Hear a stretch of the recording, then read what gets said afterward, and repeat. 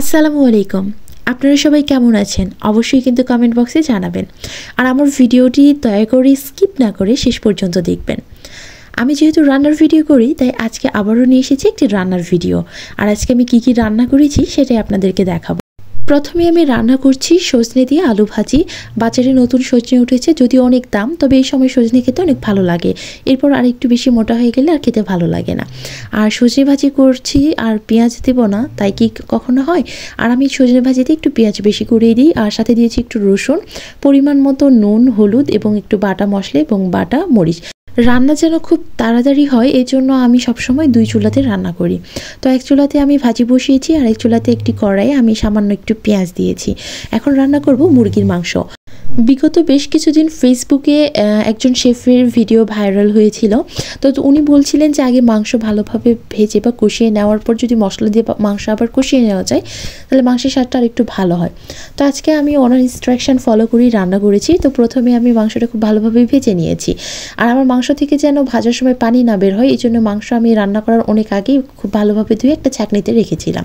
মাংসটা যখন মোটামুটি ভাজা হয়েছিল তখন আমি আদা বাটা, রসুন বাটা আর মশলা বাটা অ্যাড করেছি, আর সাথে অ্যাড করেছিলাম বাটা মরিচ এবং সাথে একটু সামান্য গুঁড়া মরিচ।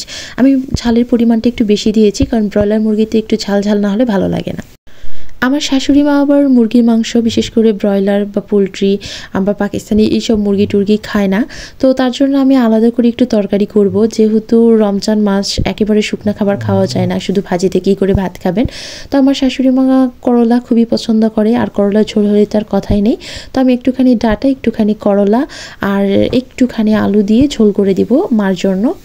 আমার শাশুড়ি মা বরাবরই খাবারের ব্যাপারে একটু খুঁতখুঁতে, সব ধরনের খাবার খেতে পারেন না, বিশেষ করে মাছ, মাংস, ডিম এগুলো তো খুবই কম খান। ডিমটা একটু খান, তবে মাছ আর মাংস না খান না বললেই চলে। তো এদিকে আমার মাংস কষানো প্রায় শেষ, আর আমি এটা ভাজতে ভাজতে একেবারে কালো করে ফেলেছি। এই পর্যায়ে আমি পানি অ্যাড করে দিব, কারণ শুধু ভাজলেই হবে না, মাংসটা খুব ভালোভাবে পানি দিয়ে একটু কষাতেও হবে। অঞ্চল ভেদে এক এক মানুষের রান্না এক এক রকম হয়, কিন্তু আমার তো মনে হয় বাড়ি ভেদে, ঘর ভেদে এক এক মানুষের রান্না এক এক রকম হয়। আমার বাড়ির রান্নাগুলোতে বিশেষ করে আমি মশলাটা খুবই কম ব্যবহার করি। বাড়ি কেউই তেমন একটা মশলাযুক্ত খাবার খেতে চায় না, বা খেলেও সেটা 2-1 দিনের জন্য বা 2-1 বেলার জন্য সেটা ম্যানেজ করে নেওয়া যায়। কিন্তু রোজকার খাবারই তারা একটু যদি হেলদি বা একটু যদি হালকা খাবার হয়, হালকা তেল মশলাযুক্ত খাবার হয়, তো সেটাই বেশি পছন্দ করে। আমার মাংস কষিয়ে নেওয়া একেবারেই শেষ, এখন ঝোল অ্যাড করে দিব।